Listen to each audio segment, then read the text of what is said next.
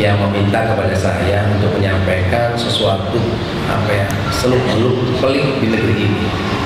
Ada apa sih di negeri kita ini gitu?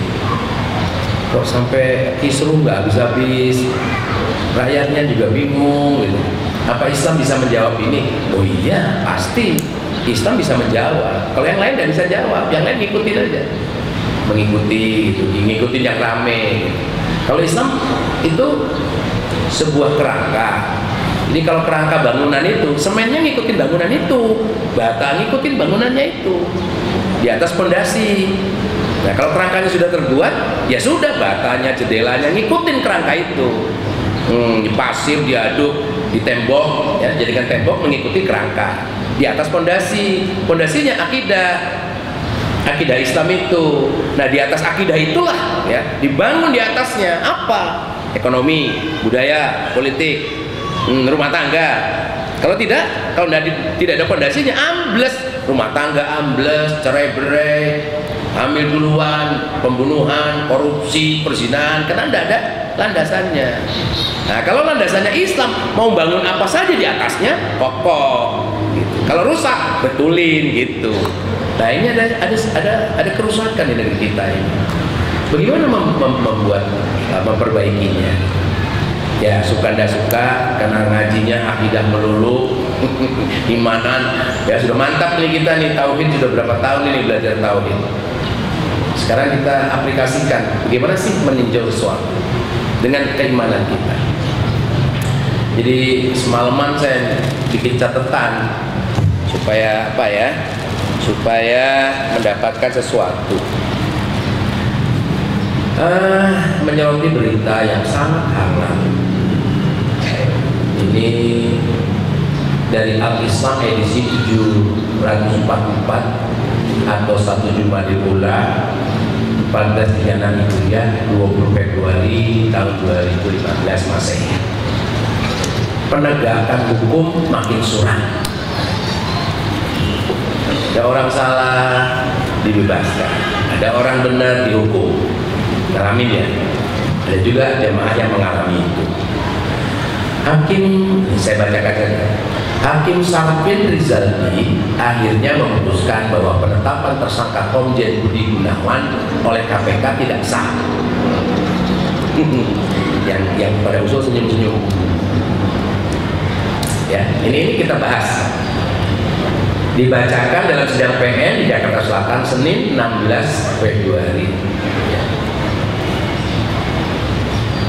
Sebelumnya, KPK menetapkan Budi sebagai tersangka dalam kasus dugaan korupsi berupa penerimaan hadiah atau janji selama menjabat sebagai Kepala Biro Pembinaan Karir atau singkatannya Karobinka, Deputi Sumber Daya Manusia di Polri periode 2003-2006 dan jabatan lainnya di kepolisian. Menurut Hakim Sarpin, kasus Budi tidak termasuk dalam kualifikasi seperti diatur dalam Undang-Undang Dasar Nomor 30 Tahun 2002 tentang KPK. Khususnya pada pasal 11, ia beralasan pertama, Budi bukan penegak hukum dan bukan penyelenggara negara saat kasus yang disangkakan terjadi. Ini karena jabatan Karobinkar adalah jabatan administrasi dan golongan eselon 2A, bukan eselon 1. Kedua, kasus Budi tidak termasuk perkara yang mendapat perhatian dan meresahkan masyarakat. Ketiga, kasus yang disangkalkan kepada Budi tidak menimbulkan kerugian negara. Itu.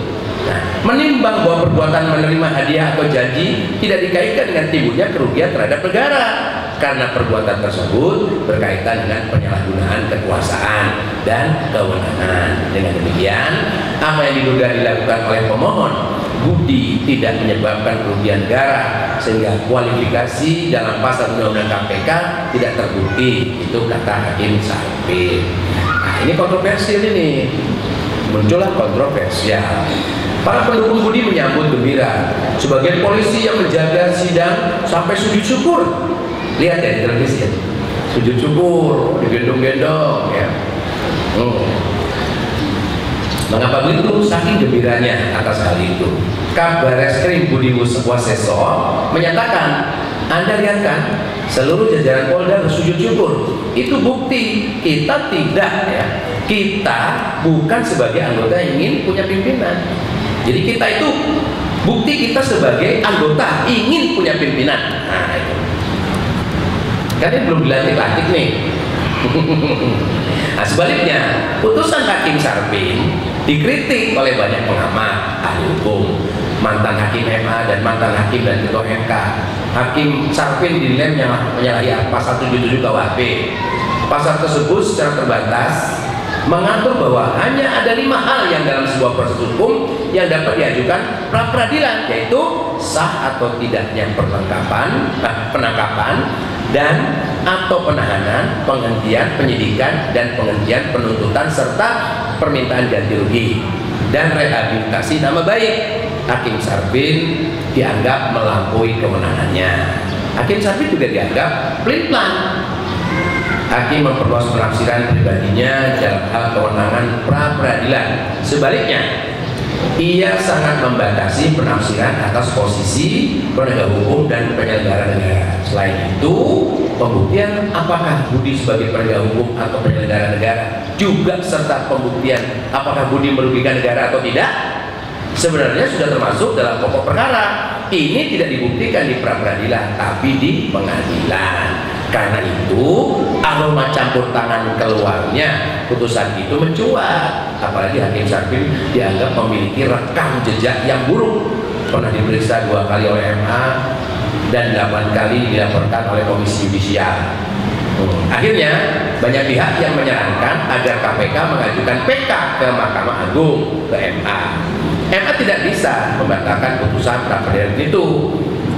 MA tidak bisa membatalkan putusan pra peradilan itu jika dipandang telah menyalahi hukum. Nah ini makin suram ini. Ini ilustrasi ya. Ini fakta yang kita lihat. Nanti Islam bagaimana menjawabnya. Nah, ini makin suram ini. Di era hukum seperti ini. Putusan itu bukan menyudahi kisruh KPK Polri dan kontroversi pelantikan Budi Gunawan menjadi Kapolri. Sebaliknya, kisruh akan terus berlanjut dan kontroversi akan terus bergulir. Betul kan? Terus bergulir. Abraham Samad, yang lain lagi, terus berputar. Terus kapan ngurusin negaranya? Ini. Nah, setelah putusan itu, bola ditendang balik ke Jokowi. Jokowi pun kembali dalam dilema. Desakan melantik Budi sebagai Kapolri makin kuat. Jika dilantik bukan berarti masalah ini selesai. Pasalnya, jika KPK mengajukan PK ke MA, masih ada kemungkinan putusan pra peradilan itu dibatalkan oleh MA.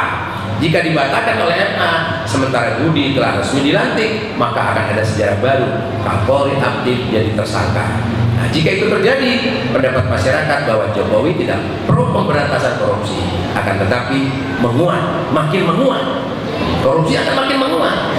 Nah, citra pemerintahan bersih yang ingin dibangun Jokowi bisa luntur. Itu bisa menjadi masalah besar bagi Jokowi yang oleh sebagian pihak dinilai sangat mementingkan citra.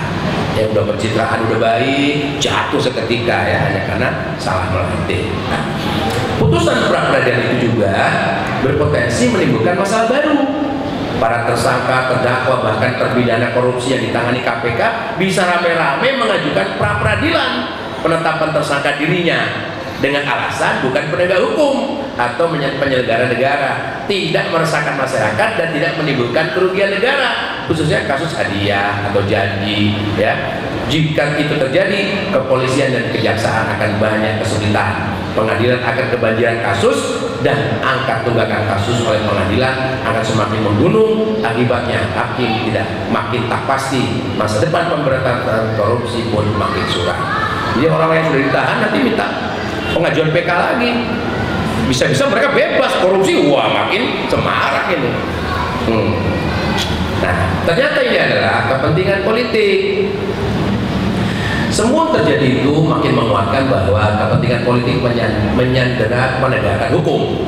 Ketika kepentingan politik mengemuka, penegakan hukum melemah. Penegakan hukum disandera dan dijadikan alat untuk mencapai dan mempertahankan kepentingan pertemuan. Nah, pertemuan Ketua KPK dengan politisi PDIP juga benar spiritnya adalah penegakan hukum. Mestinya sesaat setelah kejadian diungkap, jika baru diungkap sekarang ketika ada masalah, jelas yang dominan adalah kepentingan politik. Begitu juga dalam kasus yang dituduhkan terhadap Bakil, ya, terhadap Wakil Ketua KPK Bambang Wijoyanto, Zulkarnain dan Adnan Pandu yang baru diungkap sekarang. Ini yang saya bacakan, ini yang ada di berita, yang kita saksikan di televisi itu, yang kita nggak ngerti dirangkum di sini. Nah, proses di KPK juga tidak bisa dianggap tanpa masalah dan nihil dari kepentingan politik. Adanya 11 tersangka yang hingga kini tidak ditahan, sebagian sudah terhitung lama, menunjukkan ada permasalahan dalam proses di KPK. Hal itu juga mengindikasikan adanya kepentingan politik dalam proses itu. Nah, subhanallah, ini panjang banget ya. Nah, akibat sistem yang buruk, putusan pra peradilan kontroversi ini mengungkap sisi lain dari buruknya sistem hukum yang ada.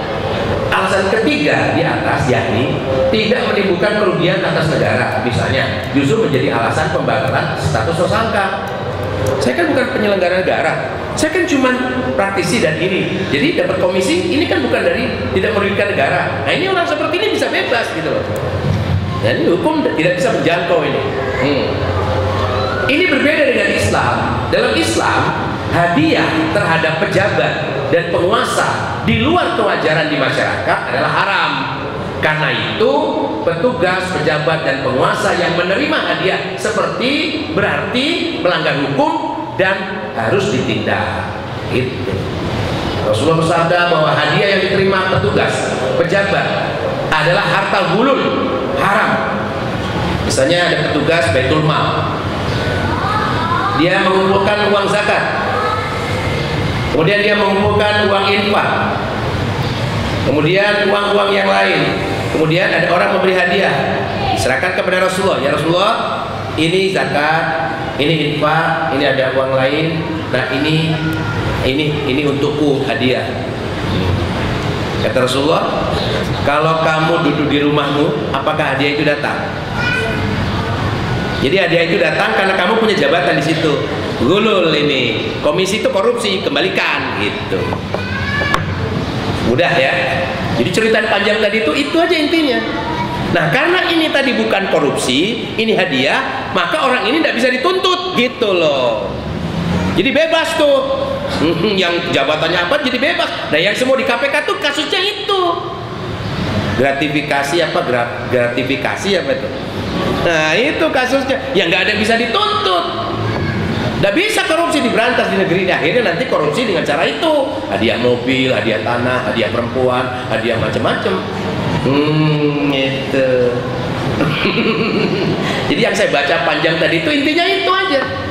Kamu duduk di sini, kemudian kamu dapat komisi itu korupsi, gitu. Yang suka dapat komisi, aduh. Hati-hati itu main-main komisi. Baik, bagaimana Islam memandang itu, memandang kasus ini? Jadi yang bacaan panjang tadi hanya sebuah hadis saja. Gulul, berbuat curang, gitu. Curang. Penegakan hukum dalam perspektif Islam, tinjauan kritis atas masalah hukum di Indonesia. Jadi Islam meninjau Indonesia, bukan Indonesia meninjau Islam. Karena Islam rahmatan lil alamin. Nah, masih ingat nggak ini?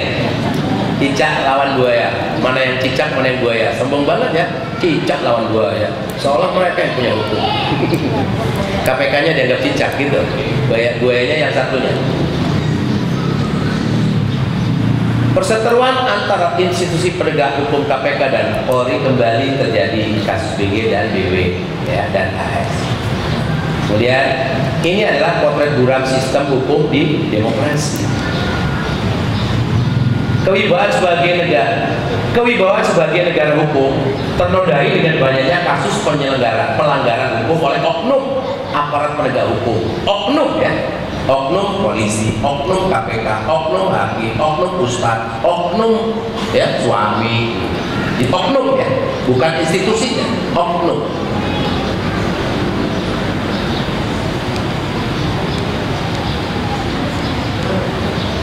Nah, mengurai benang kusut sistem demokrasi, mengurai benang kusut sistem demokrasi. Kesalahan yang mendasar dalam sistem demokrasi adalah manusia diberi hak untuk membuat hukum. Itu kesalahan yang mendasar. Kedaulatan di tangan rakyat, itu yang mendasar. Rakyat cuma punya akal dan tidak sanggup menjangkau Allah, tidak bisa, apalagi bikin hukum. Akal tidak bisa menjangkau hati manusia dan perasaan. Nah, bikin hukum untuk manusia tidak bisa. Ini kesalahan besarnya. Bahwa kedaulatan di tangan rakyat itu. Suara rakyat, suara Tuhan. Nah itu. Demokrasi itu. Yang paling inti di sini.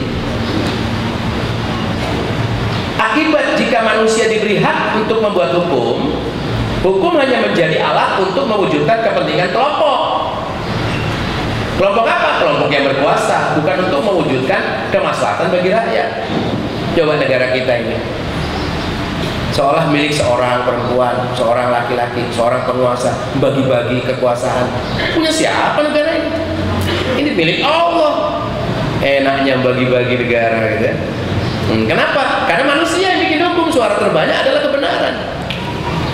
Hukum akan berubah-ubah sesuai dengan kecenderungan dan hawa nafsu manusia yang cenderung berbeda satu dengan yang lain. Nanti berkoalisi lah dan sebagainya. Sesuatu yang kemarin dianggap baik bisa berubah menjadi buruk pada saat ini. Begitu seterusnya. Menjadi pejabat negara itu harus S1. Sekarang SMP boleh jadi menteri. Berubah cepat sekali. Kepentingan, suara terbanyak. Sepele kan? Oh, beberapa kasus orang, wah ijazahnya palsu nih, sudah duduk jadi anggota, sudah jadi ketua DPR, jatuh langsung karena ijazah S2-nya, S1-nya palsu. Dan sekarang lulusan SMP jadi menteri. Jawabnya kan itu. Jadi kepentingan sesaat berubah-ubah sesuai yang berkuasa dan suara terbanyak yang mendukungnya. Ketidakpastian hukum dalam sistem demokrasi ya. Pasal hukum yang multi tafsir. Jadi kalau bikin hukum tuh bisa ditafsirkan macam-macam gitu. Jadi banyak sekali yang menafsirkan, yang ngomong di televisi macam-macam. Iya, pembahasan kosong, berantem di televisi. Ya, nanti keluar ngopi bareng, amplopmu berapa, itu masih. Cuma ngomong aja di televisi untuk menuhin iklan. Lah saya ngerti banget dong saya di situ. Makanya aku bikin beginian. Masa penanganan kasus yang lama dan berbelit-belit, betul? Oh, kalau Islam itu fakta nih. Ini ada orang mencuri, kelihatan mencuri, barangnya ada, saksinya ada dan dia mengaku. Kemudian apa? Diputus tangannya, tas di situ langsung. Siapa yang mutus? Wali. Orang ini terhapus dosanya. Yang memutuskan tangan dia berpahala, orang yang menyaksikan ngeri. Kenapa? Islam jawabir, penghapus dosa. Islam jawajir, pencegah kemaksiatan. Luar biasa. Nggak berbelit-belit. Penjara keluar makin jagoan, masuk penjara bertato, keluar dari penjara jadi penjahat beneran, makin jahat. Ya, begitu. Berbelit-belit penanganannya. Kalau Islam itu simple saja. Oke. Keputusan hak hukum bisa dianulir oleh pengadilan tingkat yang lebih tinggi. Aneh kan? Sanksi hukum bisa dinegosiasi. Ini bisa sogok menyogok ini. Bisa dukungan masyarakat lagi. Dihimpun masyarakat demo, akhirnya nggak jadi dihukum padahal dia betul-betul bersalah. Mendapat pengurangan hukum dari presiden atau dibebaskan oleh presiden, mendapat abolisi padahal dia penjahat narkoba misalnya. Ini bisa jadi hukuman mati nggak jadi gara-gara Australia bantu Aceh, bisa begitu nanti. Sistem hukum jahiliyah ya, Jadi sistem hukum demokrasi itu sistem hukum jahiliyah. Demokrasi itu lebih dulu ada, zaman Yunani. Islam lebih baru, bukan Islam yang kuno, mereka yang kuno. Masa hukum potong tangan itu masa jahiliyah? Ya jahiliyah itu demokrasi, itu malah terbalik ya. Jilbab itu modern, telanjang itu zaman demokrasi. Jadi orang yang modern itu yang berjilbab. Sekarang yang modern yang telanjang. Orang Irian aja telanjang, pada belajar pakai baju, di sini belajar telanjang, kan aneh juga. Yang modern yang mana? Yang telanjang apa ya? Irian apa ya? Apakah hukum jahiliyah yang mereka kehendaki? Dan hukum siapakah yang lebih baik daripada hukum Allah bagi orang-orang yang yakin? Surah Al-Maidah. Ada 3 pilar, ya. Ada 3 pilar penentu nasib suatu kaum. Rasul bersabda, jika Allah menghendaki kebaikan bagi suatu kaum, maka dijadikan pemimpin mereka orang-orang yang bijaksana, yang menangani hukum dan peradilan, yaitu yang menangani hukum dan peradilan. Hakim adalah para ulama mereka, dan Allah jadikan harta kekayaan di tangan orang-orang amil, yaitu yang dermawan. Namun jika Allah menghendaki keburukan bagi suatu kaum, maka Dia Allah menjadikan pemimpin mereka orang-orang yang berakhlak rendah, hakimnya orang-orang yang jahil, bodoh, dan harta kekayaan di tangan para petugas harta amil yang bakhil, pelit dikit. Jadi menguasai harta orang lain, haknya tidak dikeluarkan, digusur tanahnya, nggak diganti-ganti.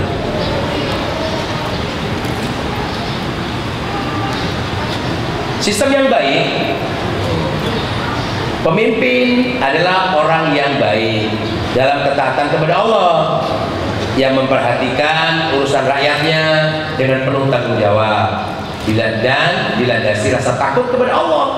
Yang kita pelajari itu takwa, al-khauf minar rabbul jalil.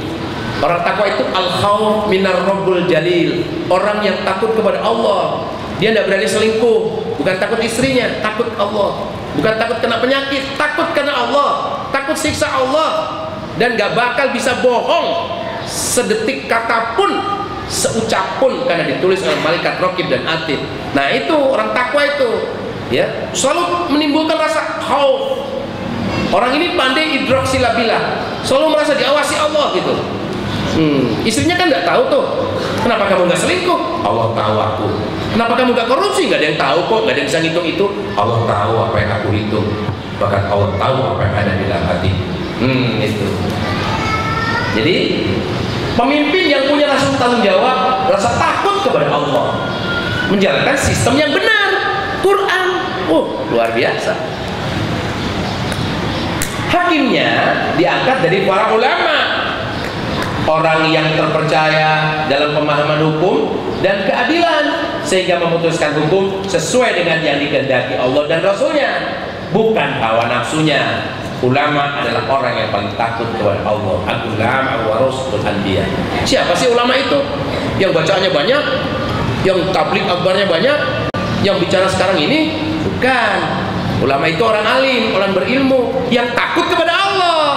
Dengan ilmunya dia tidak menipu, dengan ilmunya dia memberikan kemaslahatan kepada umat, menyadarkan umatnya, membawa umatnya ke jalan Allah. Itu ulama.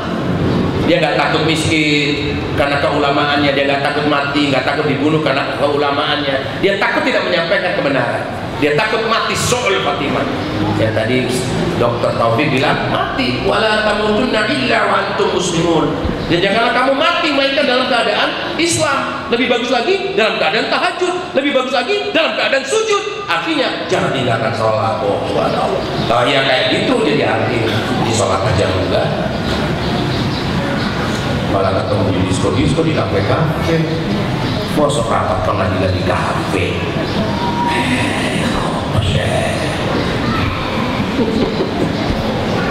Itu. Nah, pejabat keuangan atau amilnya adalah orang-orang dermawan yang ringan dalam memberi kepada mereka yang membutuhkan.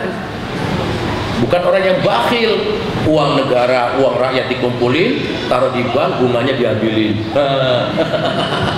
Karena bunganya belum terambil, uangnya ditahan dulu.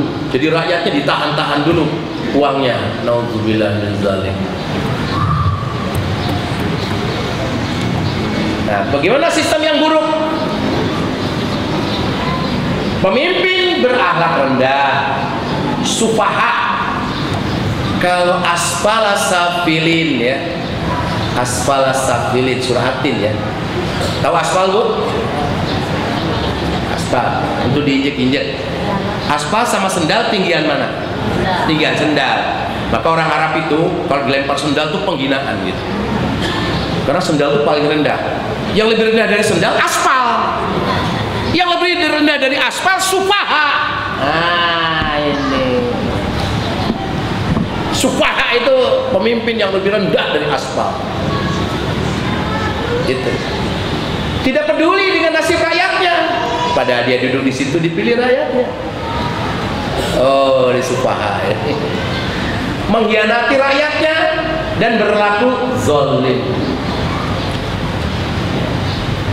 Aspal masih bisa diinjak enak ya. Kalau ini lubang-lubang itu diinjak, cepluk jatuh, berlubang. Nah itu kan di bawah aspal itu. Hakimnya adalah orang-orang yang jahil, bodoh, yaitu orang yang lemah akalnya, pintar pendidikannya tapi akalnya lemah. Sogok mau, diancam takut mau, gitu, memutus dengan hawa nafsu.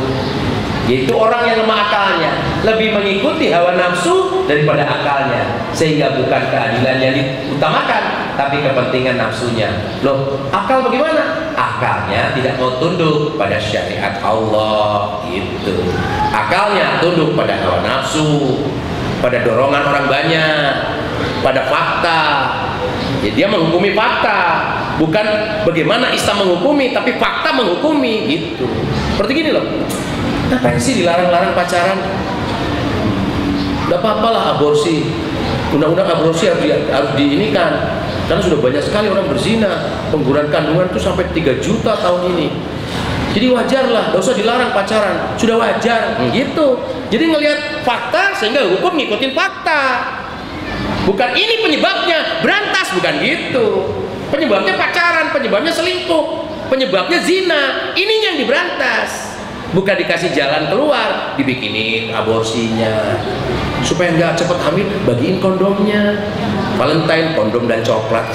Ada sih perempuan hanya dihargai secoklat dan sebutir kondom, mau lagi dengan begonya itu. Ini hakim-hakim tidak memutuskan perkara, melarang zina, enggak, mengikuti hawa nafsu.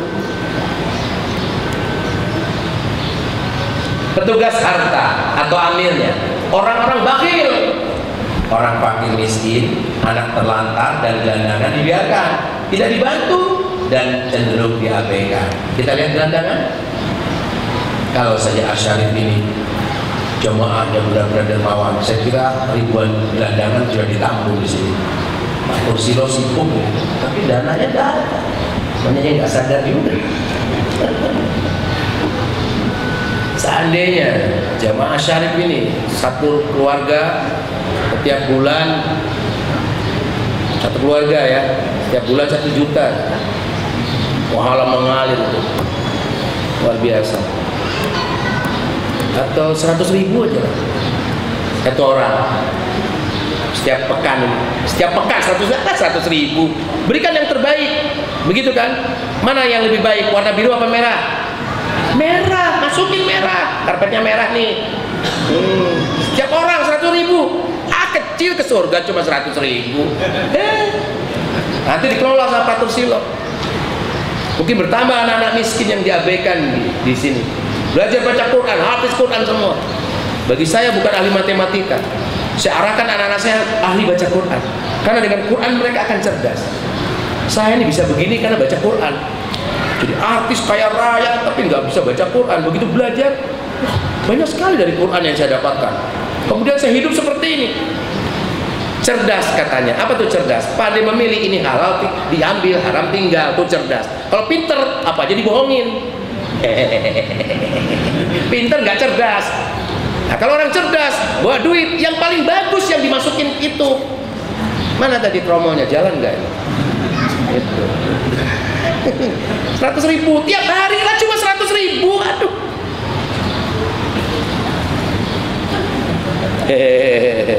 Lipstiknya aja berapa? Ayo, daripada menor-menor nanti disiksa Allah. Serahkan sini, 100.000 satu orang. Ini berapa orang sih? Ada berapa? Sehari-harinya minggu ini 400? Lebih lah.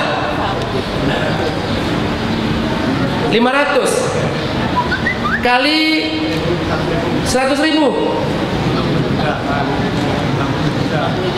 50 juta setiap minggu. Pak Tursilo seneng ngatur anak yatim. Lihat topinya aja sampai melengseng-melengseng gitu. Waduh, ibu-ibu, ayo kesadaran imannya mana ini? Cuma 100.000, hanya 100.000, hanya itu. Dilipat gandakan oleh Allah 700, berarti seolah berinfak 7 juta. Hah? Itu uangmu itu, simpananmu, gelangmu, kulkas, mobil, tanah, nggak ada apa-apanya dibanding yang 100.000 itu. Seneng dia sampai nangis gitu, ya Allah. Iya. Sampai ada orang jual botol, jual apa hanya untuk berinfak saja. Kamu miskin, saya bilang. Iya Pak Ustaz, tapi kan orang miskin enak, nggak dihisab hartanya, nggak diapain. Justru saya ingin berpahala dengan apa? Jual botol, jual koran, masukin ke wakaf 100.000, dia bisa dapat uang 100.000 sebulan saja, itu sudah bagus untuk makan. Selebihnya diwakafkan.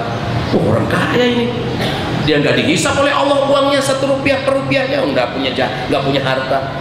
Yang dia ngumpulin barang bekas, itu pahala. Berusaha itu kan pahala. Berusaha itu jalan ke surga. Berjuang bukan dengan hasil, dengan berjuang kita ke surga. Dengan berwakaf, berinfak kita ke surga. Bukan dengan kaya raya. Nah, hartamu itu, coba mulai minggu ini 100.000, siapkan. Pokoknya minggu depan atau sebulan sekali 100.000 gitu. Itu udah minimal. 2 lembar, 3 lembar, senyum-senyum, alhamdulillah. Aduh, saya dari jual jam tangan, jual kaos kaki, jual sepatu, jual. Yang nggak perlu dijual kan bisa itu, atau disedekahkan. Oh, insya Allah barokah. Begitu mati mau ke neraka nggak jadi. Loh, ada 100.000 itu yang menjadikan wakaf, yang jadi satu Quran, yang menjadi anak yatim pintar baca Quran, dan anak ini mendoakan kamu setiap saat. Allah karim. Itulah orang-orang yang diridhoi Allah, radhiyallahu anhum. Allah ridho kepada kalian yang bersedekah, berinfak, daripada orang-orang bakhil. Amil-amil yang bakhil, pegang duit banyak tapi pelitnya minta ampun. Ya, dikoordinir. Bukan yang itu loh, bukan yang salatullah masukin, bukan. Dari rumah 100.000 itu udah. Karena nggak bawa 100.000 nggak jadi ngaji. Gak ikhlas, berarti gak ikhlas, gak ngaji karena nggak bawa duit, ria. Itu. Ini ujian juga nih. Ya, nggak bawa uang, nggak problem. Ngajinya itu yang penting. Nah, selanjutnya kan ngajinya wajib, ininya sunnah. Yang sunnahnya ditinggal nggak apa-apa, tapi wajib dapat sunnah juga supaya tidak menjadi orang bakhil. Awas, mulai bulan depan jangan surut yang datang karena nggak ada 100.000. Justru makin banyak. Aku nggak ada duit, ngajak tetangganya, kamu kan punya duit, kamu yang bayarin. Oh, jadi tambah orangnya. Ya, ini bukan paksaan, ini himbauan yang sangat baik. Prinsip penegakan hukum dalam Islam ada 6, tapi yang ditulis di bawah dulu. Pencelok ya. Pertama, semua produk mendapat hukum harus bersumber dari wahyu Al-Quran dan As-Sunnah yang sudah kita pelajari bertahun-tahun, yang kita pelajari membacanya, makhraj tajwidnya, yang kita murojaah setiap saat, yang ada mengajarkan tafsir di sini. Nah, ini praktekin, bukan sebagai pengetahuan, dia dipraktekkan semampumu. Kemudian kesetaraan di depan hukum, kedudukan rakyat biasa, pejabat negara, penguasa, orang kaya, miskin, sama di mata hukum. Jadi orang kaya kalau memang mencuri ya harus dirajam, harus dipotong tangannya, harus ditakjir dan sebagainya. Gitu. Kalau Islam begitu, nggak melihat siapa kamu gitu. Karena kehancuran kaum Yahudi itu ketika hukum berlaku bagi orang-orang rendah, pejabatnya nggak kena hukum, itu hancurnya satu kaum. Begitu. Nasrani pun begitu. Hukum berlaku bagi orang kecil, bagi gereja enggak. Nah, ketika Islam diperlakukan seperti itu, ya sekarang ini hukum hanya menjangkau sarang laba-laba. Jadi orang-orang yang hukum itu seperti sarang laba-laba, ditabrak itu, bus, udah lewat. Yang kena nyamuk, yang kena lalat, ya, penjahat-penjahat kecil. Yang gede-gede lewat aja tuh, bus. Kenapa? Karena hukum sebagai sarang laba-laba. Yang ketiga, mekanisme pengadilan efektif dan efisien, gak berbelit-belit. Saksi jelas apa hukum, tak selesai. Yang dihukum juga senang, terbebas dari dosa, tidak berbelit-belit. Maka dalam Islam ketika diterapkan selama 924 tahun itu hanya 200 kasus saja. Di Indonesia saya Siti Jenah dipenggal kepalanya karena memang dia tidak bisa dinasihatin, mengaku manunggal dengan Allah. Ana Rob. Enggak, kamu manusia. Allah Al-Khaliq Al-Mudabbir menciptakan kamu. Aku manunggal dengan Allah. Tetap saja begitu, penggal kepalanya. Tas. Siapa yang menggal? Wali. Siapa wali? Wali itu wakilnya khalifah. Siapa khalifah? Pemimpin kaum muslimin. Nah, wakil-wakilnya itu wali-wali, gubernur-gubernur itu. Nah, menjalankan hukum sesuai dengan khalifah. Itu kewenangannya. Jadi wali itu kewenangannya sama dengan khalifah. Maka wali-wali yang diutus ke Pulau Jawa tidak nanya dulu sama khalifah. Oh, ini sudah jelas. Menurut Quran Sunnah sudah jelas. Maka penegak hukum itu ahli Quran, mujtahid. Paham mereka. Penggal kepalanya, tes, selesai. Oh, kalau tidak pengikutnya jutaan itu. Mengerikan itu. Sekarang Musaddiq yang mengaku-ngaku nabi palsu aman-aman aja tuh. Bahkan pengikutnya terus bertambah. Kemudian hukum adalah bagian integral dari keyakinan. Integral itu apa ya? Bismillahirrahmanirrahim.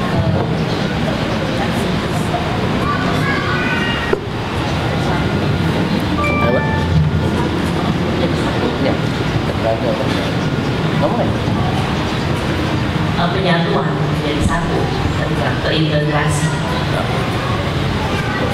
Jadi integral itu bagian dari Timur adalah integral dengan Indonesia, itu bagian Indonesia gitu ya. Copot, nggak boleh copot. Ucapan saya itu adalah integral dengan Hari Mukti.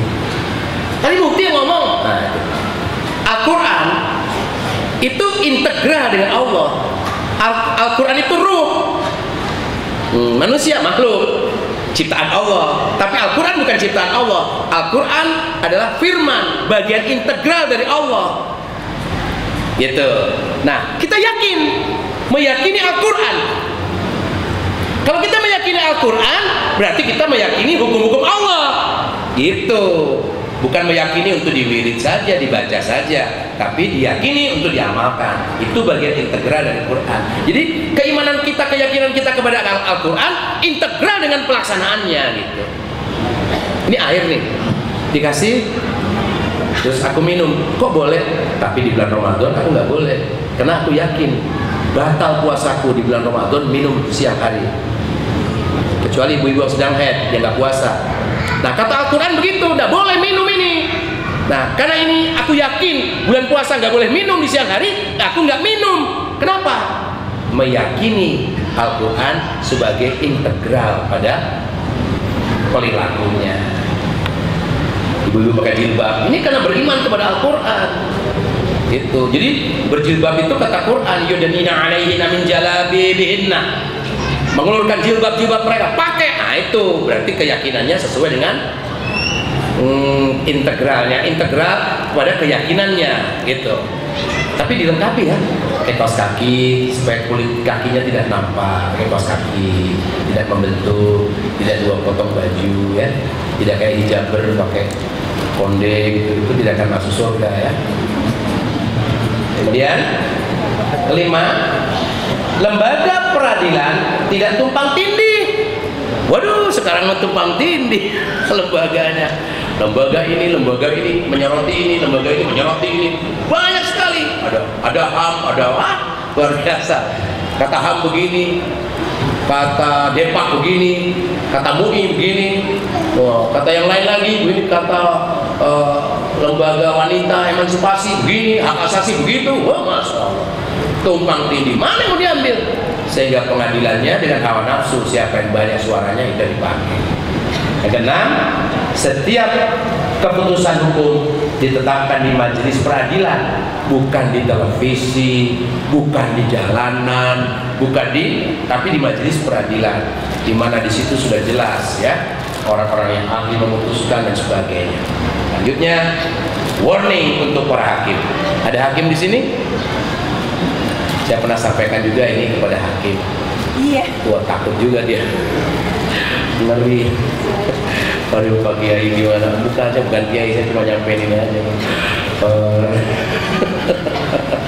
Ya karena dia hukumnya beda. Allah beserta seorang hakim selama dia tidak menzolimi. Jadi hakim ini tidak disertai Allah kalau dia menzolimi. Pertama, dia tidak berhukum kepada Al-Quran dan Sunnah, ini zolim. Kedua, memutus hukum bukan dengan Quran dan Sunnah, Allah tidak bersama dia. Padahal Allahu waliyul ladzina amanu, Allah itu walinya orang-orang beriman, yakhruju minadz zulumati ilan nur, yang mengangkat mereka dari kegelapan kepada nur cahaya Quran. Dan Allah tidak mengangkat mereka. Kenapa? Karena mereka hakimnya bakhil, zalim. Bila dia berbuat zalim, maka Allah akan menjauhinya, dan setanlah yang selalu mendampinginya. Aku jauh, engkau jauh, aku dekat, engkau dekat. Hati adalah cermin, tempat pahala dan dosa berpadu. Sakitnya di sini. Bila seorang hakim mengupayakan hukum dengan jujur dan keputusannya benar, maka dia akan memperoleh 2 pahala. Tapi bila keputusannya salah, maka dia akan memperoleh 1 pahala. Loh, kok gitu Pak? Iya, kalau salah memutus dengan Quran, gitu. Dengan Quran dan hadis memutuskan salah. Nah, kalau dengan hukum demokrasi mau benar pun salah, gitu. Tidak ada yang benar. Tapi hasil istihadnya salah, dapat pahala 1. Dengan Quran ya, Quran Sunnah, bukan dengan hukum demokrasi. Lisan seorang hakim berada di antara 2 bara api, sehingga mengantarkannya ke surga atau ke neraka. Betapa beratnya menjadi seorang hakim, apalagi hakim agung dan sebagainya. Wallahu a'lam bishawab. Itu. Jadi kalau kita mendapatkan perkara dengan kepolisian dan sebagainya, dengan ruwet. Kenapa? Karena tidak pakai aturan yang mudah, yaitu dari Allah. Kita beriman kepada Allah, kita yakin kepada Al-Quran, kita tidak mempraktekkannya. Itu yang jadi masalah. Maka saya kalau bermasalah kadang-kadang alas ya, utang piutang tinggal aja lah. Nagih utang 400 juta, keluarnya 1 miliar. Berperkara 300 juta, masuk sana sini pakai pengacara, keluarnya 1,5 miliar. Gimana ya, perkaranya cuma 300 juta.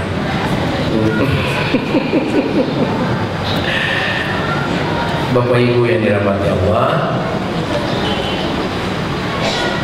ada keberatan? Jelas ya, ya jelas. Jadi gimana sikap kita? Yang bisa kita bisa menangkal hukum-hukum di negara demokrasi ini apa? Tidak makan riba bisa. Kita dipaksa riba, beli ini harus kredit, rumah KPR dan sebagainya, bisa rental kontrak. Wah, nggak punya ya itulah ya, yakin masih di jalan Allah, Allah ridho dengan merental dan kontrak. Aku udah buktiin, mobilku rental terus. Itu mobil baru tuh, sampai Pak Ustadz Rahmat nggak tahu itu mobilku, karena baru ganti.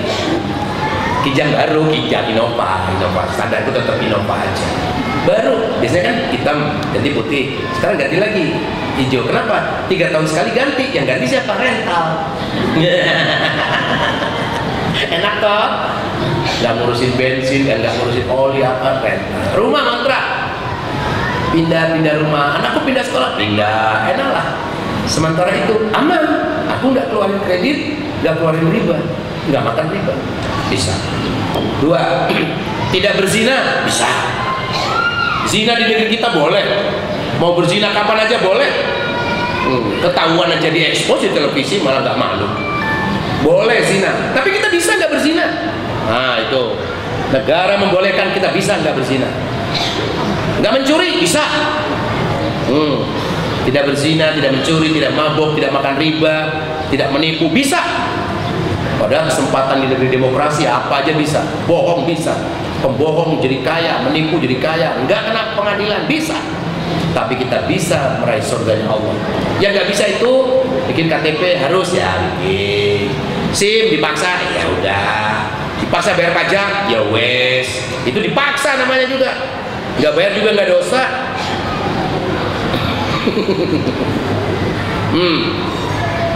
Udah gitu pajaknya dikemplang lagi. Udah kita capek-capek bayar pajak, mereka yang golok terus. Wah, beli mobil makin mewah. Kenapa? Sistem hukum. Tapi kita sebagai orang bertakwa menyoroti hukum tadi, kembali kepada keimanan kita. Individu. Bagaimana? Nah, ini solusinya. Jadilah orang yang bertakwa. Saya ulangi lagi takwa. Ada 4 karakter takwa. 1, al-khauf minar rabbul jalil. Selalu mendatangkan rasa takut kepada Allah. Bukan takut suami, bukan takut istri, bukan takut orang tua, tapi takut kepada orang tua yang menasihati dengan agama, takut kepada istri yang menasihati dengan ayat-ayat Allah, takut kepada suami yang bertanggung jawab berdasarkan Quran dan Sunnah. Aku ini baik sama kamu, nurut sama aku. Baik apaan? Kata Allah dalam firman-Nya begini-begini, patuhi suami model begitu. Gitu ya. Yang kedua, wal amal bitanzil. Selalu beramal yang didorong hawa nafsu, yang didorong akal dan pikiran, tunduk pada syariat. Jadi kalau beramal itu lihat dulu, ini wajib, sunnah, mubah, makruh, haram nih. Ini wajib, sunnah, mubah, makruh, haram nih. Ini minum nih, tapi punya siapa ya? Boleh nggak main ambil aja? Ada sendal di luar, mau ambil air wudhu, nggak bawa sendal, pinjam aja. Oh nggak boleh. Ini harus nanya dulu, boleh nggak ini? Hak nggak ini? Apalagi dicuri, bisa timbul fitnah itu.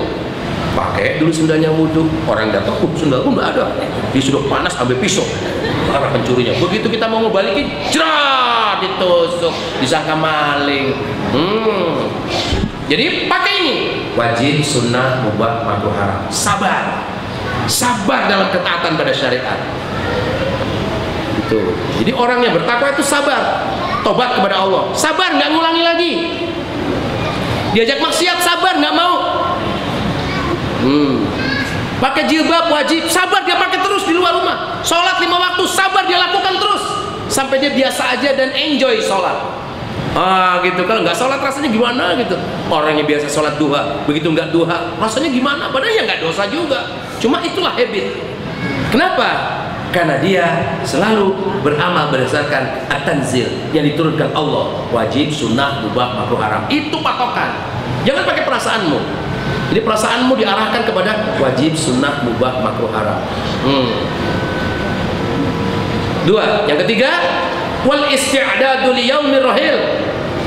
Jadi dedikasi hidupnya untuk beribadah saja. Makanya tadi 100.000, setiap kesini 100.000, masukin nggak masukin 100.000, atau 50 lah gitu, yang setengah baik.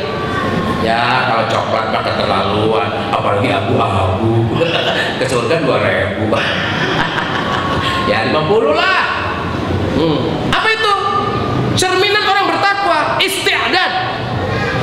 Dia mempersiapkan dia bakal mati. Apa bekalnya? Sedekah, infak, ngaji, dakwah, ngajarin ilmu. Itu. Isti'dadul yaumir rahil.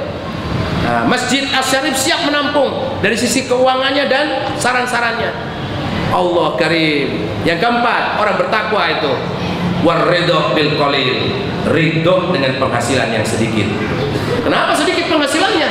Ya karena tidak mau korupsi, tidak mencuri, nggak bisnis riba lagi, bangkrut dia. Tapi Allah ridho, penghasilan sedikitmu itu barokah. Banyak anak yang penghasilannya sedikit, orang tuanya, anaknya pandai baca Quran, soleh. Kemudian anak ini besar, dinikah sama orang soleh, kaya. Orang tuanya jadi kaya raya. Ada di Surabaya itu. Di Surabaya itu tukang becak, istrinya tukang pisang goreng sama gorengan lain. Kalau bulan puasa tambah gorengan yang lain, kalau hari-hari goreng pisang. Rumahnya gedek, tahu gedek ya? Ya kalau angin masuk-masuk, lantainya biasa aja, tukang becak, tapi bersih. Walaupun berkeringat ya bersih. Suatu saat naik becak itu, dia ngomong di belakang, kalau hidup saya sederhana, jangan nyakitin hati orang, dan jangan hati-hati memberi makan istri, gitu. Ngomong apa ya? Kok dalam banget ngomongnya? Bapak sholat? Oh iya toh, sampean sholat toh, sami udah sholat, nggak boleh tinggal sholat. Enggak, itu loh, pandangannya kok dua kata itu apa maksudnya? Gini Pak, jangan nyakitin hati itu, ya kan sambil gayuh becak. Jangan menyakiti hati. Mas, terminal bro, Mangewu, udah jauh itu, yang gini aja udah. Kalau saya katakan, wah 20.000 udah bisa, saya menyakiti. 5.000, genjot tuh keringat itu, sampai orang yang diturunkannya juga seneng aja nggak sih? 5.000 selesai. Dari situ ada yang minta lagi, mana? 1.000, jauh 1.000. Ada orang baik kasih 100.000, ya terima. Jadi kalau saya mengatakan lebih atau apa itu menyakiti, segitu aja nyakitin gitu. Jadi tidak pernah tawar-menawar. Yang kedua, memberi makan uang dengan cara yang itu kepada istri, insya Allah berkah. Anaknya 2 laki-laki.